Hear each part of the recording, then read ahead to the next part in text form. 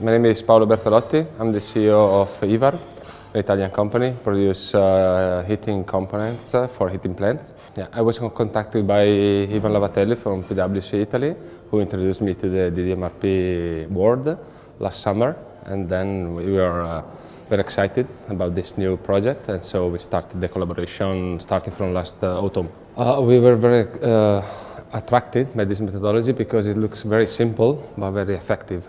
And we think we can do great things with this because our goal is to obviously increase our service of level to our customer and in the meantime reduce our inventory.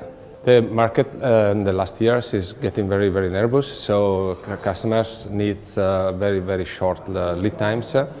But with the actual organization, we were not able to follow them, so we would like to find a solution for this. And I think this is a very good way to go and meet their requirements. Okay. Okay.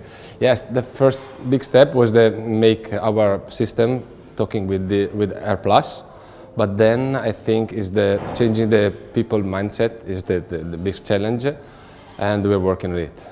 Yeah, because we are very vertically integrated, we want to push this system from the very beginning of our cycle up to our selling companies all over the world, let's say. So we want to have the full system running very soon.